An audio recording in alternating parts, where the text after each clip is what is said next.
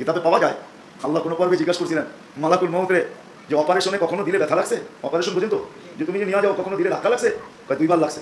কয় কোন 2 বার? কিতাবে লেখা আছে কোন 2 বার?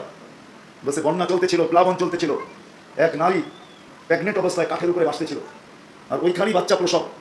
ওই মুহূর্তে আপনি বলছিলেন যে বাচ্চা রেখা মাকে নিয়ে আসো, তখন বড় ধাক্কা লাগছে, চতুর্দিকে তো পানি আর পানি, কাঠের উপরে ভাসমান, মাকে যদি নিয়ে যাই তো বাচ্চার কী হবে? তখন একটু ধাক্কা লাগছে।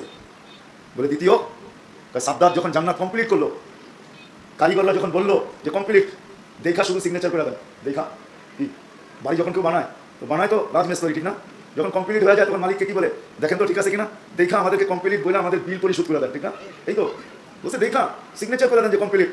যখন দেখার জন্য দরজায় ঢুকতে ছিল, ডাইন পা হোক আর বাম পা হোক, যেটা ঢুকাইতে ছিল, আল্লাহ বলছেন মাটিতে লাগার আগে উঠে নিয়ে আসবে, মাটিতে লাগার আগে। এরকম ঢুকাইতেছে, মাটিতে লাগার আগে উঠে নিয়ে আসবে। যে ওই দিন বড় ধাক্কা লাগছে যে বানাইলো জান্নাত, একটু দেখা গেলে কি হইতো, ঠিক না? একটু দেখা গেলে কি হইতো? একটু দেখতেও দিলেন না? এত খরচ করে বানাইলো, এত ডিজাইনার দিয়ে বানাইলো, আপনার প্রতিযোগী ছিল বটে, আপনার প্রতিযোগিতায় জান্নাত বানায় ফেলছে, কিন্তু একটু দেখতো যে বানাইলো কি। আল্লাহ বলে ওই কাঠের উপরে বাচ্চাটাই, এই বাচ্চাটা, কাঠের উপরের বাচ্চাটাই এই বাচ্চাটা যে আমার বিরুদ্ধে জান্নাত প্রস্তুত করছে। 12 নম্বর যে জাল হাদিসটি আমরা আলোচনা করব সেটি হলো যে পৃথিবীতে একজন লোক বেহেশত বানাইছিল, নাম শুনছেন? সাদ্দাত। দেখেন, বলার আগেই সবাই জানে যে পৃথিবীতে একজন নাকি খুব সুন্দর একটা বেহেশত বানাইছে। বেহেশত বানায়, সেই বেহেশতের মধ্যে ঢুকতে গেছে, এক পা দিছে আর এক পা এখনো দেয় নাই, এমন সময় তার মৃত্যু এসে গেছে, এবং মৃত্যু আসার কারণে বেহেশতে সে ঢুকতে পারে নাই। এইটাও একেবারে ডাহা মিথ্যা কথা, এবং এটা সনদ আকারেও কোনো হাদিসের গ্রন্থে ঢুকে নাই। এটা হাদিসের কিতাবের বাহিরের কথা, মানে একেবারে মিথ্যা বানোয়াট ভিত্তিহীন গল্প। সাদ্দাত নামে কোনো ব্যক্তির কথা কোরআনে কারিমে আল্লাহ সুবহানাহু ওয়া তাআলা উল্লেখ করেন না, এই নামটাই নেই কোরআনে কারিমে।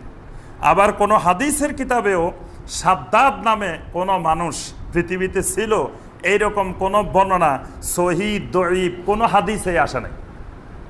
সাদ্দাত নামে কোনো লোক পৃথিবীতে ছিল, সেই রকম বেহেশত বানাইছে, তারপরে অনেক সুন্দর সুন্দর বালাখানা বানাইছে, তারপরে ঢুকতে গেছে, শেষে গিয়ে ঢুকতে পারে নাই, মরে গেছে।